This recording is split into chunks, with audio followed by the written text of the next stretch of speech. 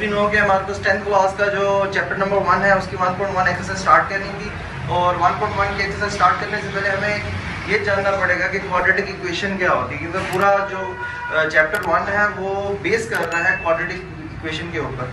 तो इसमें जो है ना क्वाड्रेटिक इक्वेशन के बारे में पढ़ते हैं। क्वाड्रेटिक इक्वेशन बेसिकली ऐसी इक्वेशन होती है जिसके अंदर जो वेरिएबल की पावर होती है वो हाईएस्ट 2 होती है, मीन स्क्वायर।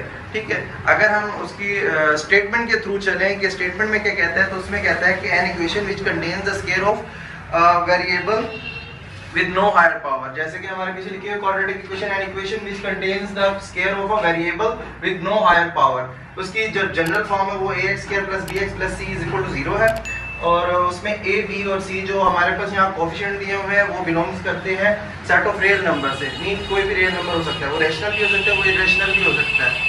ठीक है, उसके बाद जो a है वो इज नॉट इक्वल टू 0 होगा। कंडीशन लाजमी है कि अगर a इक्वल हो जाएगा 0 के तो ये क्वाड्रेटिक इक्वेशन नहीं रहेगी। ठीक है, इसके बाद हम आते हैं इसकी दूसरी जो नेम की तरफ आते हैं, it is also called standard form. इसे हम स्टैंडर्ड फॉर्म भी कहते हैं। अगर हमारे पास वैल्यू दी गई हो b की 0 के इक्वल, मीन के इस क्वाड्रेटिक इक्वेशन के अंदर b की वैल्यू 0 अगर पुट कर दें तो ये स्टैंडर्ड फॉर्म से प्योर फॉर्म में कन्वर्ट हो जाएगी। स्टैंडर्ड फॉर्म से प्योर फॉर्म में कन्वर्ट हो जाएगी। जैसे कि उसकी इक्वेशन दी हुई है जनरल प्योर फॉर्म की ax square plus c is equal to 0। इसमें a और c जो है ना बिलोंग कर रहा है सेट ऑफ रियल नंबर से, और इसमें जो b है वो इक्वल होगा 0 के। ठीक है, अब इसके बाद हम स्टार्ट करेंगे एक्सरसाइज 1.1। अस्सलाम वालेकुम व्यूअर्स, जैसे कि हम जानते हैं कि 1.1 हमारी स्टार्ट हो गई थी। 1.1 के स्टार्ट में हमने क्वाड्रेटिक इक्वेशन की डेफिनेशन पढ़ी है। क्वाड्रेटिक इक्वेशन के बाद हमारे पास जो फर्स्ट क्वेश्चन है वो फर्स्ट जो है क्वाड्रेटिक इक्वेशन के ऊपर ही बेस कर रहा है। तो क्वाड्रेटिक इक्वेशन में हमें दो चीज़ें बताई गई थी, एक प्योर फॉर्म और एक स्टैंडर्ड फॉर्म। स्टैंडर्ड फॉर्म क्या होती है, x square plus bx plus c is equal to 0 की फॉर्म में होती है, और जो प्योर फॉर्म होती है उसमें b इज इक्वल टू 0 हो जाता है, जिसकी वजह से जो क्वाड्रेटिक इक्वेशन होती है वो इक्वल हो जाती है ax square plus c is equal to 0 के। ठीक है, अब इसके चलते हमारे पास क्वेश्चन है कि ये इक्वेशन दी गई है, इस इक्वेशन को हमने ये प्रूव करना है कि ये स्टैंडर्ड फॉर्म में निकलती है या फिर प्योर फॉर्म में निकलती है। तो सॉल्व करते हैं पहले। सबसे पहले x plus 7 x minus 3 is equal to minus 7। ठीक है, इसके बाद हम क्या करेंगे, फर्स्ट ऑफ ऑल जो फर्स्ट पेयर है, फर्स्ट फैक्टर है x प्लस 7, इसको हम एक्सप्लिट करेंगे। किस तरह से, इसकी फर्स्ट वैल्यू को पहले लिखेंगे, उसके बाद ये पूरा पूरा फैक्टर x माइनस 3 वो लिखेंगे।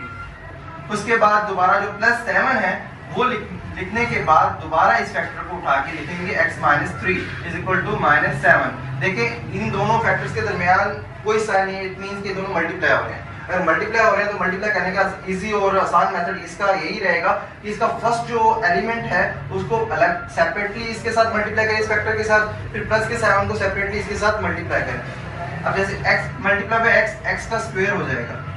ठीक है, और x को जब -3 से मल्टीप्लाई करेंगे -3x हो जाएगा, प्लस 7 को जब x से मल्टीप्लाई करेंगे तो 7x हो जाएगा। 7 को 3 से मल्टीप्लाई करने से पहले सबसे पहले इसका साइन मल्टीप्लाई करेंगे, प्लस माइनस माइनस हो जाएगा। 7 3 21 इज इक्वल टू -7।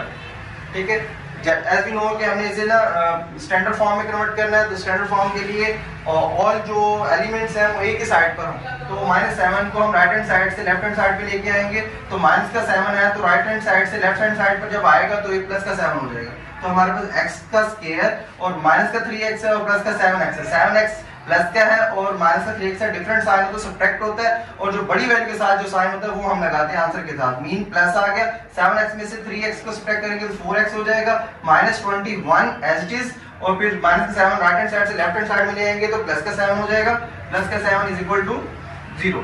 अब इसमें क्या करना है, हमने x square plus 4x as it is लिखना है, और माइनस का 21 है और प्लस का 7 है। इट मींस कि दोनों के साइन देखेंगे। फर्स्ट ऑफ ऑल इसे करना क्या है, साइन डिफरेंट है, साइन डिफरेंट हो तो हम क्या करेंगे, सब्ट्रैक्ट। अब आंसर के साथ हम कौन सा साइन लगाते हैं, जो बड़ी वैल्यू के साथ साइन होता है। 21 के साथ माइनस का साइन, इट मींस माइनस लगा देंगे।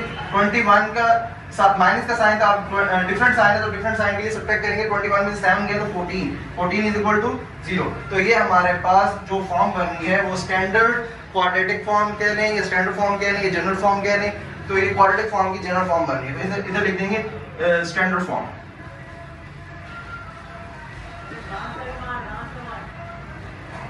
तो ये हमारे पास स्टैंडर्ड फॉर्म है।